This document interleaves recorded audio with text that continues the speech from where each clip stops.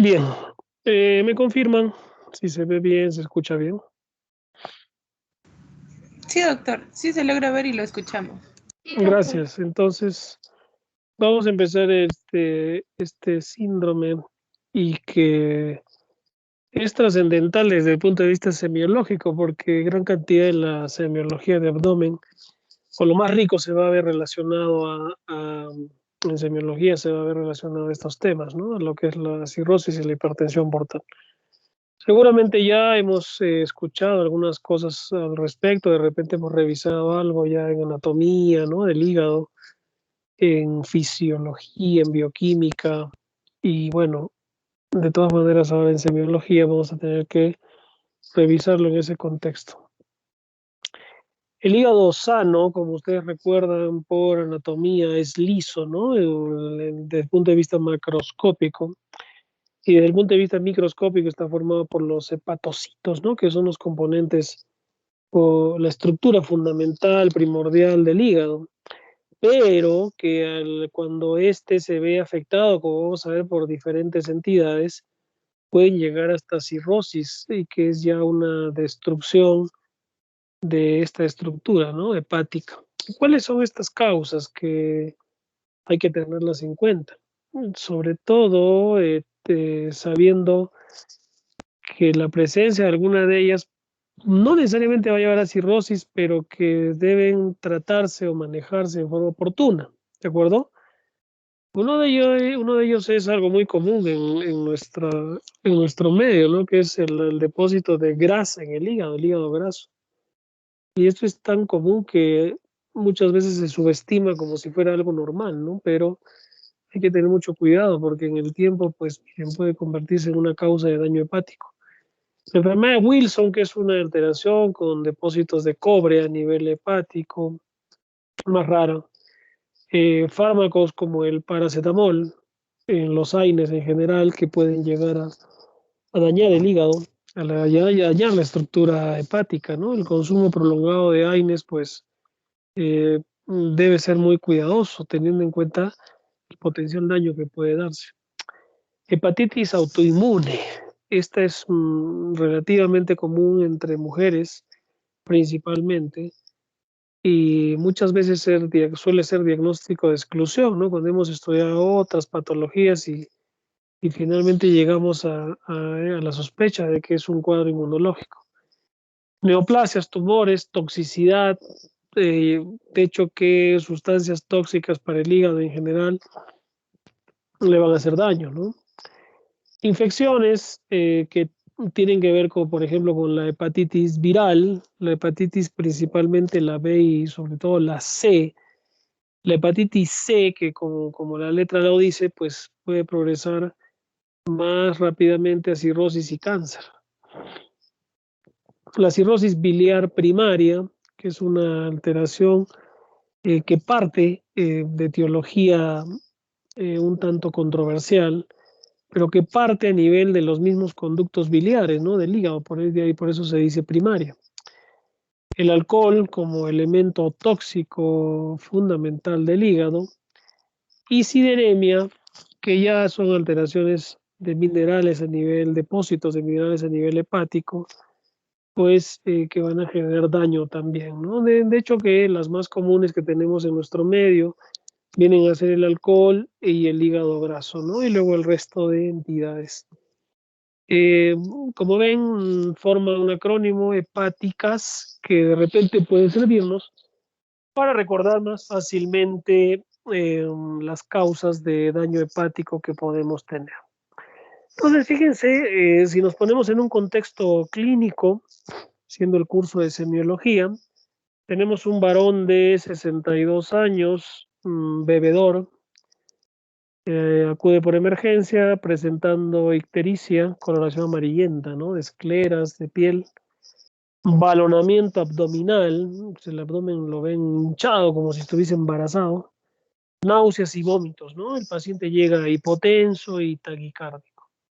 De hecho que ya, fíjense, ese abdomen podemos ver algunas características semiológicas igual en esas escleras y que nos deben hacer pensar que ya hay en esta persona, en este paciente, un problema hepático, ¿no? Nosotros cuando hacemos la palpación, pues tenemos que tener mucho cuidado, ¿no? A nivel del abdomen en el hígado. Si bien es cierto, la hepatomegalia constituye un signo indirecto de daño hepático, pues hay que tener en cuenta el realizarla correctamente.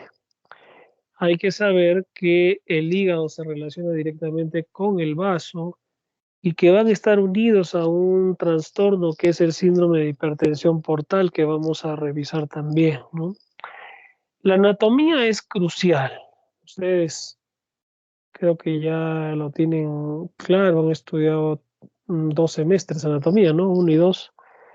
Y lo que son las vías biliares, pues también nosotros, si tenemos el conocimiento anatómico y fisiológico del hígado y sus vías biliares, pues vamos a poder entender mucha de la fisiopatología y de lo que vamos a encontrar en semiología en el paciente, ¿no?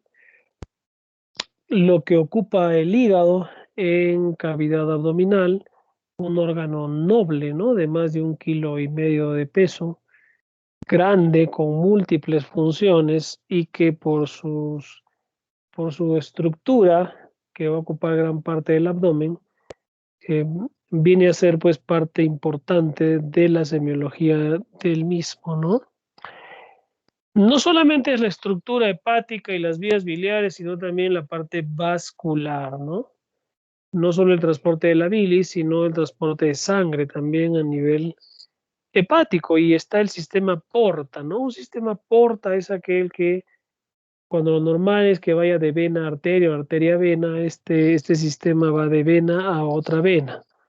Y este sistema porta, al verse afectado, sobre todo a nivel hepático, por alguna enfermedad, en el caso de la cirrosis, es uno de los mejores ejemplos, pues va a generarse un aumento de la presión en este sistema, lo cual va a generar el concepto de síndrome de hipertensión portal. Pero, ¿qué es la cirrosis? A veces decir cirrosis hepática es redundar, pero en este caso es para que lo tengamos claro a qué nos referimos. De aquí para adelante sería conveniente hablar de solo cirrosis. El único órgano de nuestro cuerpo que desarrolla cirrosis, pues es el hígado.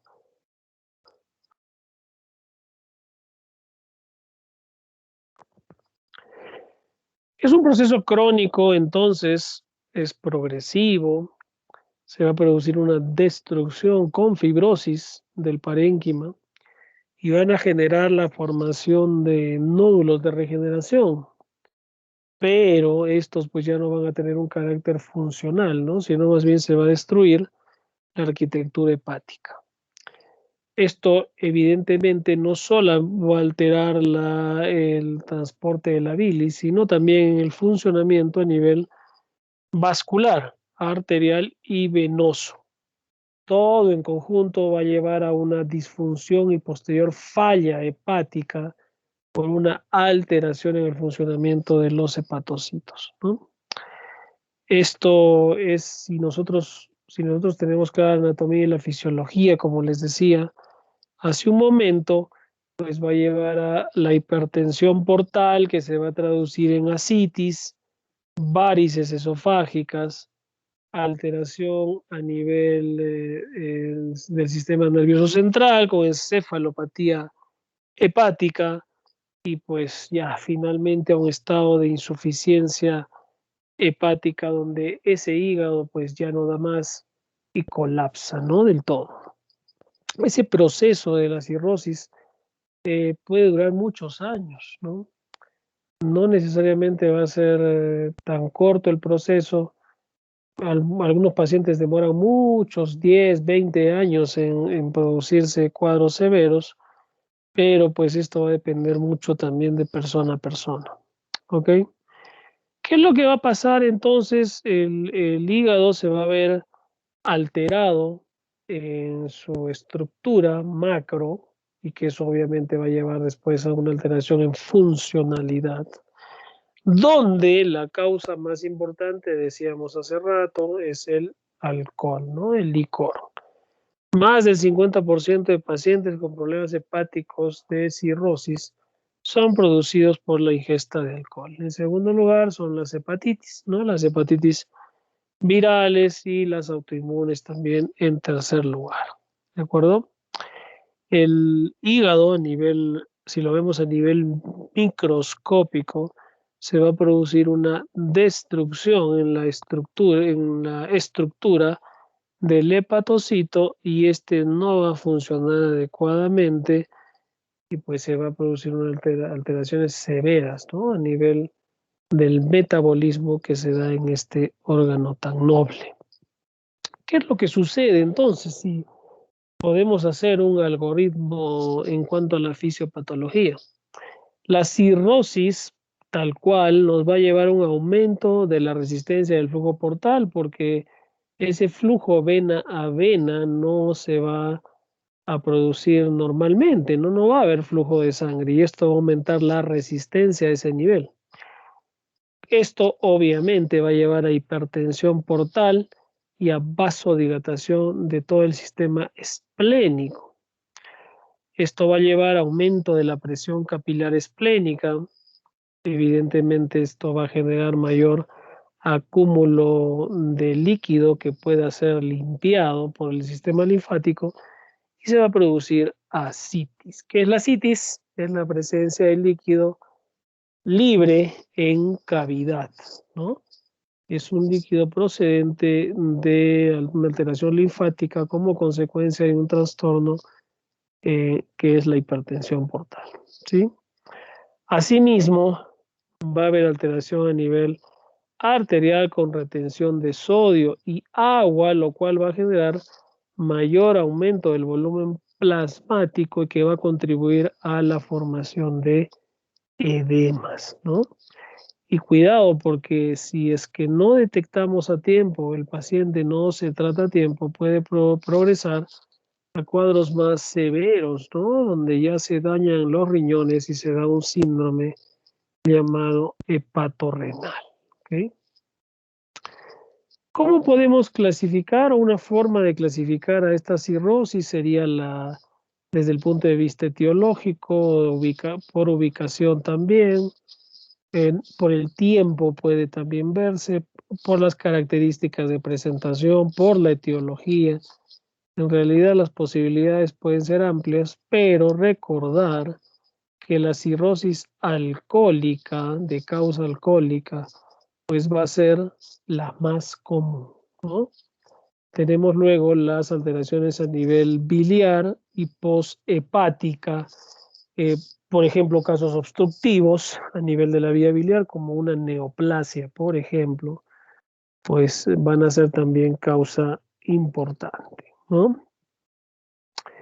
De hecho, que el estado nutricional en estos pacientes se va a ver afectado porque nosotros debemos recordar que a nivel del hígado se produce la generación de albúmina, ¿no? Este paciente va a tener una disminución notable en la albúmina. Y esa hipoalbuminemia, esa hipoproteinemia va a contribuir además a la ascitis y a los edemas que presente este paciente, ¿no? En promedio, pues la cirrosis alcohólica va a demorar alrededor de 20 años en establecerse. Los pacientes de sexo femenino se decía que no tenían mayor grado de incidencia de esta entidad por la menor ingesta alcohólica. Sin embargo, en los últimos años casi que se ha igualado, ¿no?, con el sexo masculino. Cuidado que esta suele asociarse a hepatitis por virus B, C y C, teniendo en cuenta el comportamiento que pueden tener muchos de los pacientes alcohólicos, que se convierte de por sí en un factor de riesgo para adquirir enfermedades de transmisión como los virus B, C, incluso el VIH. ¿De acuerdo? Y la hepatopatía alcohólica, pues finalmente va a llevar a una inflamación a nivel hepático que va desde los depósitos grasos hasta procesos inflamatorios, ¿no? Una hepatitis alcohólica.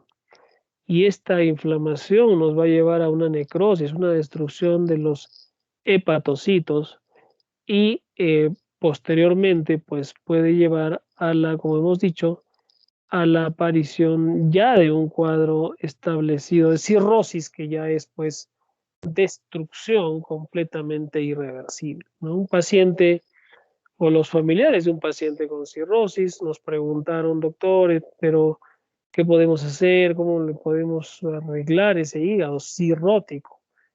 ¿Y cuál es la respuesta? Sí se puede, ¿no? Se puede en la medida que tengas una gran cantidad de dinero para poder buscar un donante primero y luego hacer la intervención de un trasplante hepático, ¿no?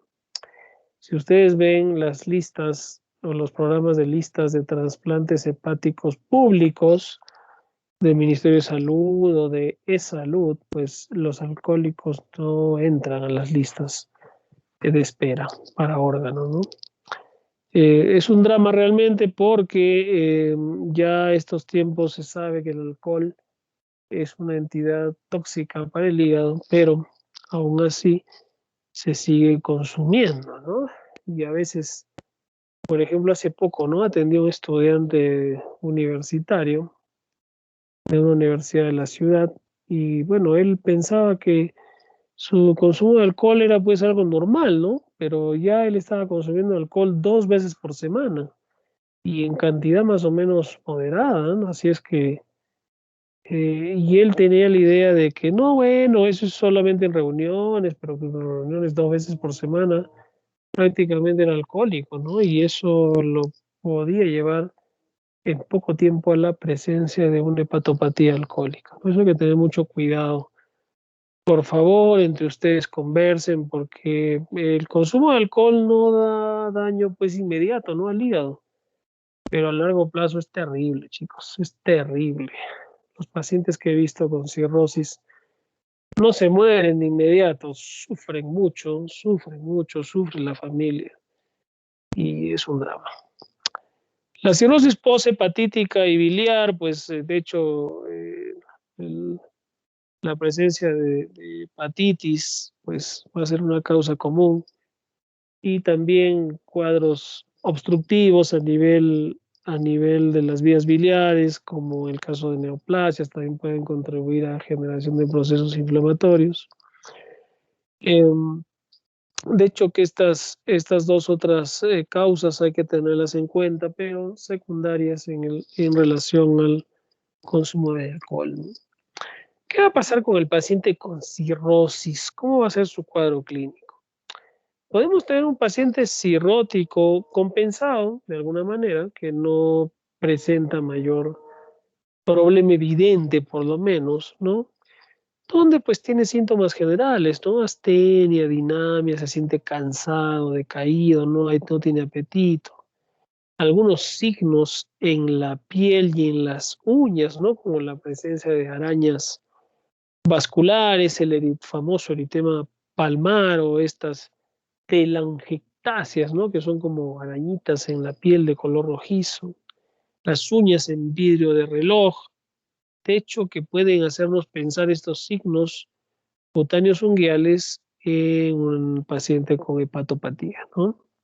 Alteraciones endocrinas como atrofia testicular, ginecomastia, disminución de la libido, incluso impotencia, son causas también o elementos que se pueden ver como consecuencia de este cuadro de cirrosis, ¿no? En una mujer, trastorno en el ciclo menstrual y amenorrea pueden ya no poder tener hijos, ¿no? Y todo como consecuencia del alcohol, definitivamente es importante tener ese conocimiento. Y si bien es cierto, el grueso del paciente cirrótico son los compensados, pues tenemos el grupo que no lo está, ¿no? Y ya empiezan a fallar pues, las funciones del hígado, ¿no? Ya empiezan a fallar.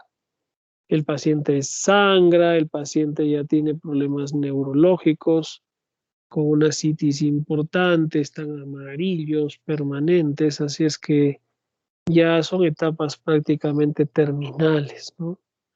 Este paciente descompensado va a estar con, sobre todo, alteraciones del síndrome de hipertensión portal o también llegar a o a la insuficiencia, ¿no? Donde ya pues la función hepática colapsa.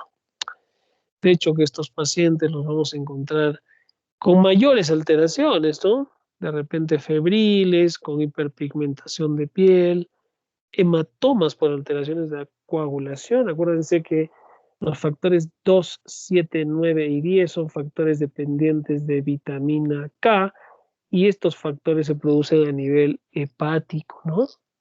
Que tienen que ver con la vía extrínseca de la coagulación. El vello suele ser ralo en estos pacientes, el famoso hábito de Chebostek, contractura palmar de Dupuytren, ¿no? Hipertrofia de las parótidas. Han visto pacientes alcohólicos crónicos como las parótidas se hipertrofian. Manchas en la piel como santelasmas que nos pueden hacer pensar ya que este paciente está teniendo un cuadro más avanzado de enfermedad, ¿no? De tal manera que con todos estos signos yo puedo darme cuenta que es evidente, ¿no? Y encima le pregunto, ¿y consume alcohol? Bueno, sí, pero solo 3 veces por semana desde hace 10 años. Bueno, ahí tienen la respuesta, ¿no? Vamos a tener también alteraciones circulatorias importantes que van a estar pues en respuesta a este proceso que se presenta a nivel hepático, ¿no? Tanto así que se puede dar una vasodilatación como para tratar de compensar esa hipertensión y generar más bien hipotensión arterial, arterial sistémica. Son pacientes que solemos verlos hipotensos más bien.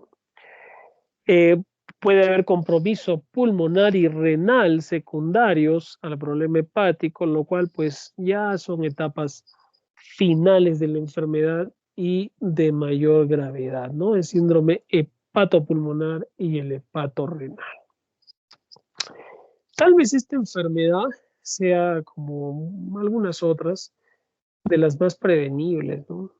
Más aún si tú sabes que el 60% en promedio de pacientes con cirrosis tienen etiología alcohólica, ¿de acuerdo? Por lo tanto, debemos promover la no ingesta de alcohol en cantidades moderadas excesivas que podrían llevar en un futuro a cirrosis. ¿Qué es la hipertensión portal? Hace rato ya habíamos hablado. No es más que el incremento de la presión en el sistema venoso portal intraabdominal, ¿no? Y esta relación a nivel de las mesentéricas con la esplénica va a ser fundamental porque a lo largo de los años que se está estudiando más ampliamente la función hepática, pues se ha encontrado que, o se ha reafirmado al alcohol como principal elemento tóxico del hígado para producir cirrosis y el alcohol genera en porcentaje más alto presencia de síndrome de hipertensión portal en relación a los otros agentes causales. ¿De acuerdo? ¿Qué es lo que pasa? Hace rato ya conversamos algo. Es evidente las alteraciones estructurales, el hígado está destruido, esto va a aumentar la resistencia portal y va a generar lógicamente el cuadro de hipertensión portal, ¿sí? Esto va a activar los sistemas vasoactivos como compensación, va a aumentar el gasto cardíaco en este paciente, van a incrementarse la retención de sodio y agua, y el paciente va a estar más hinchado, con más ascitis y edemas, más aún con la hipoalbuminemia que tiene, y pues va a ser la traducción clínica del síndrome de hipertensión portal, ¿no? Hace un momento también ya hablábamos de las causas poshepáticas, ¿no? Con cuadros obstructivos. Cuidado que aquí también debemos pensar en neoplasias a estos niveles y dentro de las más comunes obstrucción de las venas hepáticas, el famoso síndrome de Budd-Chiari. Causas intrahepáticas a nivel del mismo hígado, pues el alcohol, ¿no? La cirrosis misma, la cirrosis que va a generar evidentemente una causa que parte en el mismo hígado para esta entidad, ¿no? ¿Qué va a suceder a nivel hepático? A nivel de los hepatocitos se produce una disminución de la irrigación vascular a nivel de estas estructuras celulares y van a morir, ¿no? Lo cual va a ser una cadena gigante con posterior destrucción del hígado, evidentemente, ¿sí? Entonces tenemos causas poshepáticas, hepáticas y prehepáticas del síndrome de hipertensión portal y que de alguna manera cualquiera de ellos, para que se dé este síndrome, tienen que generar cierto grado de obstrucción a nivel del drenaje tanto arterial o el transporte que se da a nivel hepático arterial y venoso de la sangre, ¿de acuerdo? Este es un resumen para entender las causas prehepáticas, intrahepáticas y poshepáticas del síndrome de hipertensión portal, siendo lógicamente el más común la cirrosis como causa hepática, ¿de acuerdo? Como causa hepática. Hemos hablado de la etiología, pero ¿cuáles son las manifestaciones clínicas del síndrome de hipertensión portal?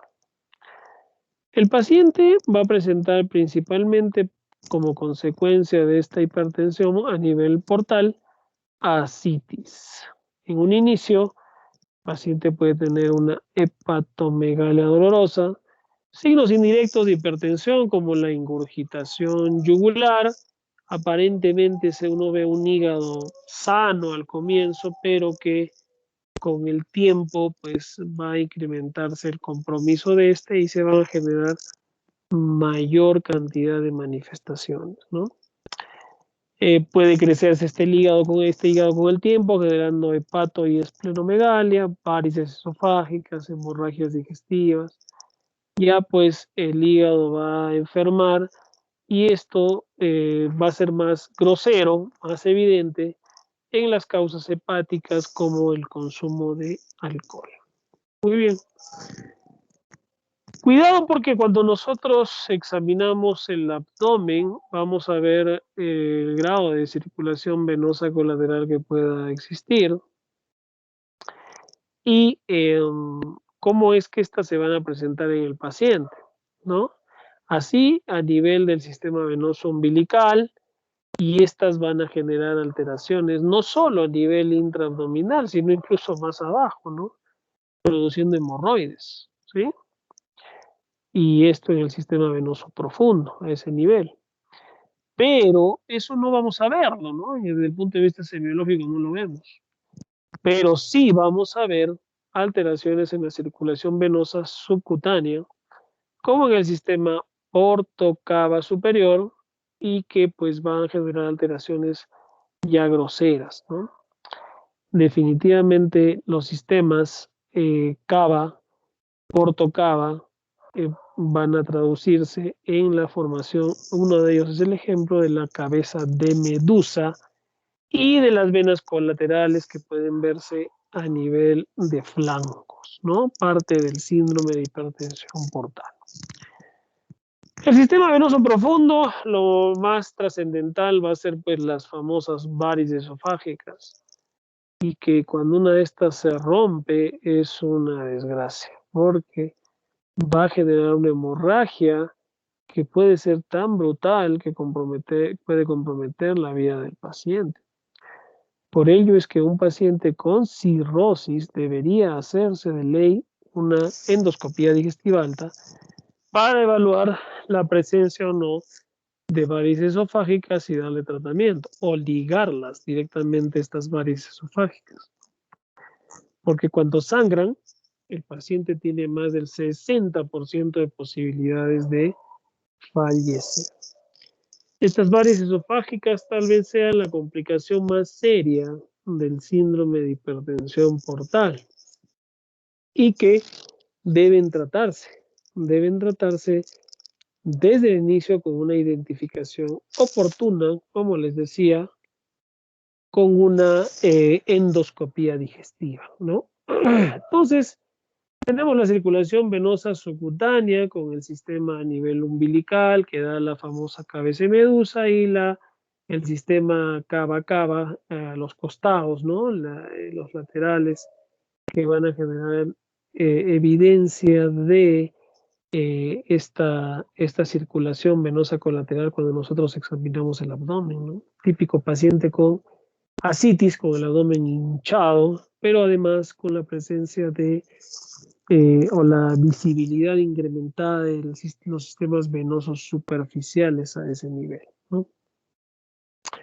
La famosa cabeza de medusa, ¿no? A nivel periumbilical, típica del paciente con hipertensión portal, usualmente por una cirrosis, una causa hepática de etiología alcohólica. Bien. Cuando nosotros vemos un paciente ictérico como el que vimos, hay que hacerle preguntas, ¿no? Consumo de alcohol.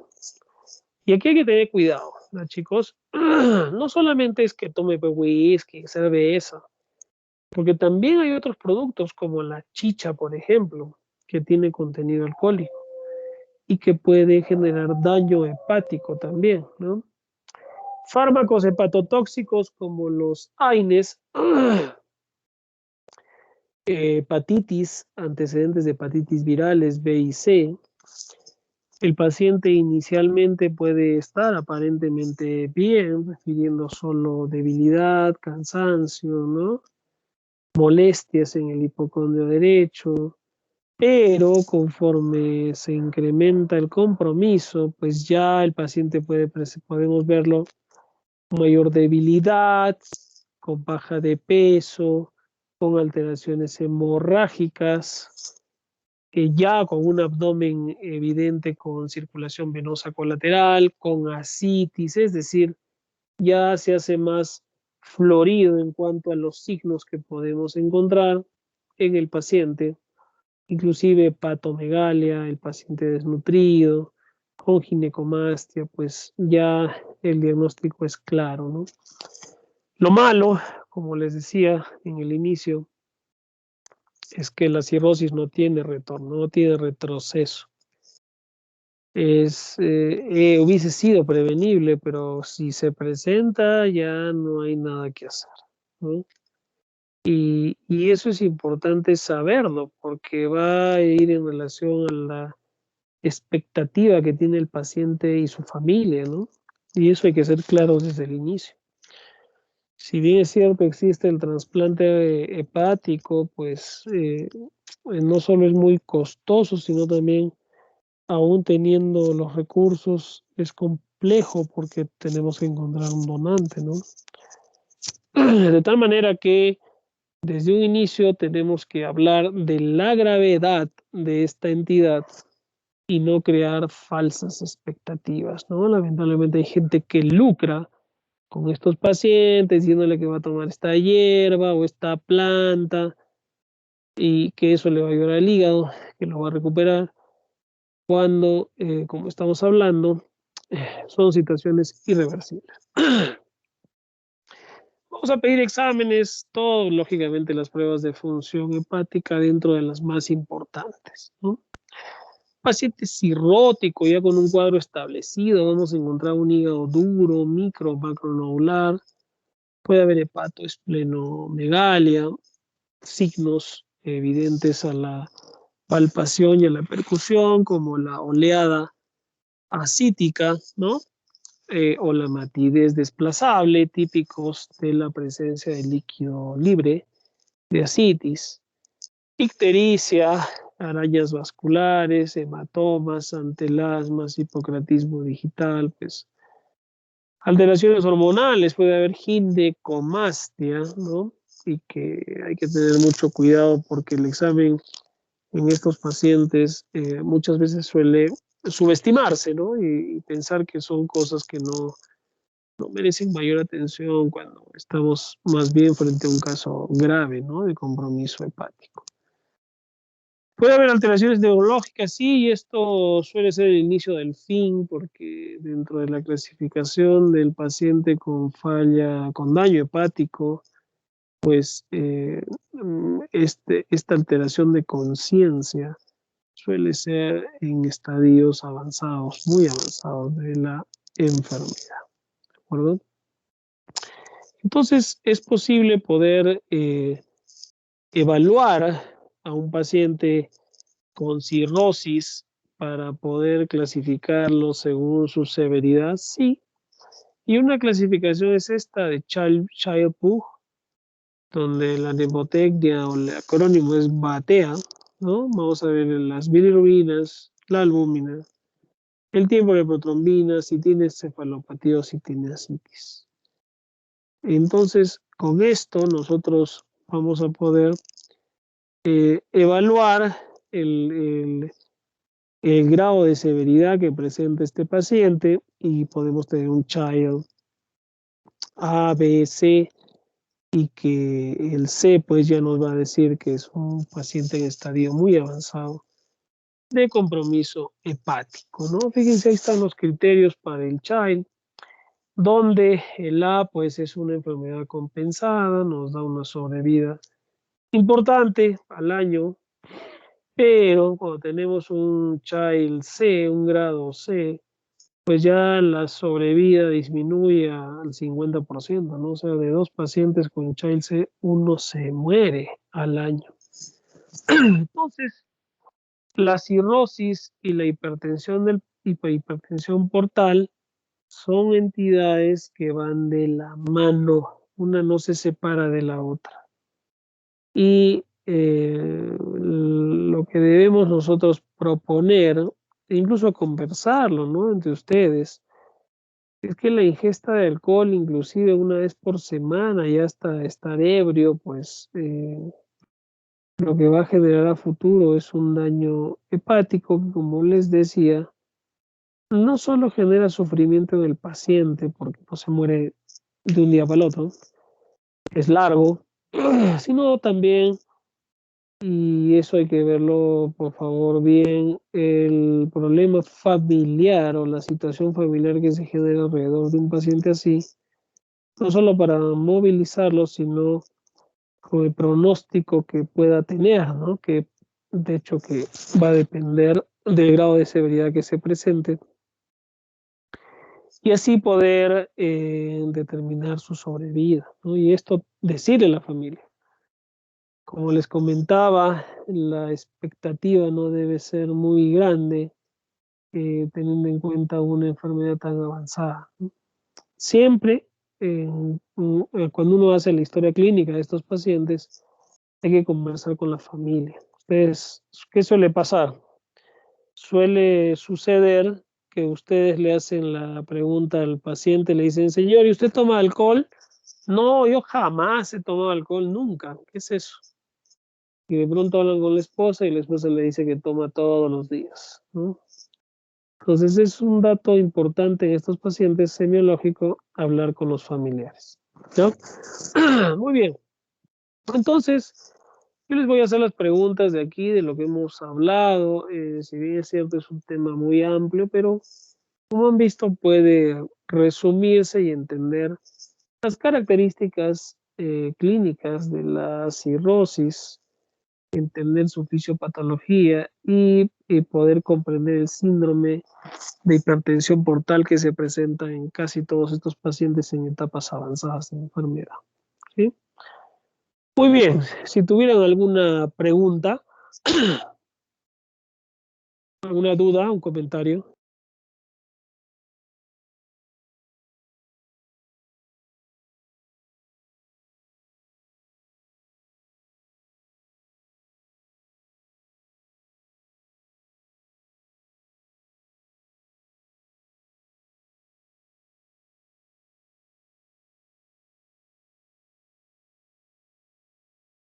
Doctor, una pregunta.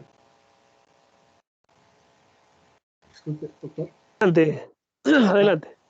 Eh, bueno, usted está explicando de la cirrosis hepática, ¿no? De que hay gente de que ya se presenta los síntomas Y claro, normalmente una persona puede reconocer, ¿no? A una persona que bebe demasiado, ¿no? Por los signos y síntomas que nos ha escrito. Pues en mi caso recuerdo que por donde vivía, por ejemplo, habían dos personas que tenían mucho parecido. O sea, y no eran familiares, pero tenían mucho parecido y pues resulta que ambos toman muchísimo, ¿no? Son ebrios y pues tienen la cara bien hinchada y el rostro es bien parecido por eso. Sí, claro, o sea, de hecho que ustedes pueden ver o reconocer, ¿no? Fácilmente a alguien que es alcohólico, ¿no? Se reconoce fácilmente. El problema de repente no es ese, ¿no? El problema es cuando, como les contaba, ¿no? Este estudiante que me decía que no era alcohólico, ¿no? Pero que tomaba 2 veces por semana y que no pasaba nada, que él lo manejaba, bueno, eso hay que tener cuidado, porque ahí es donde uno debe actuar, ¿no? De hecho, que este estudiante, si va a seguir así por 5 años más, lo más probable es que va a terminar mal, ¿ya? Entonces, nosotros podemos evidenciar fácilmente un paciente alcohólico, sí, pues, a ver, tengan ustedes todos han visto de repente algún alcohólico, ¿no? Pero en los inicios, y es allí donde deberíamos enfocarnos, porque en ese paciente alcohólico ya avanzado, de repente no va a haber mucho por hacer, ¿no?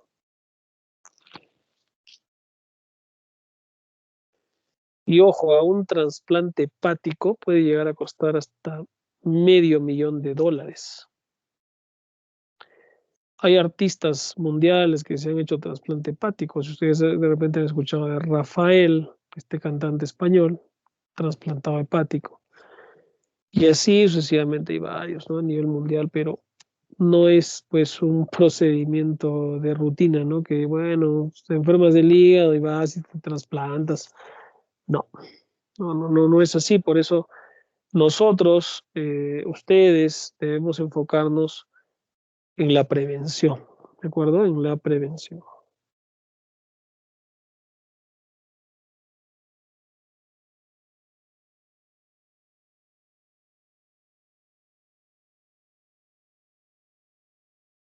Bien, si no hay otra pregunta o duda, yo voy a elaborar las preguntas de las diapositivas. Le voy a pasar a su delegada para que ustedes las puedan tener. ¿De acuerdo, chicos? Ok, Listo. doctor. Sí, doctor, Eso es, gracias. Gracias, no, doctor. eso es todo. Cuídense mucho. Un abrazo para ustedes. Que les vaya bien. Gracias, doctor. Cuídese. Hasta luego. Hasta luego, doctor.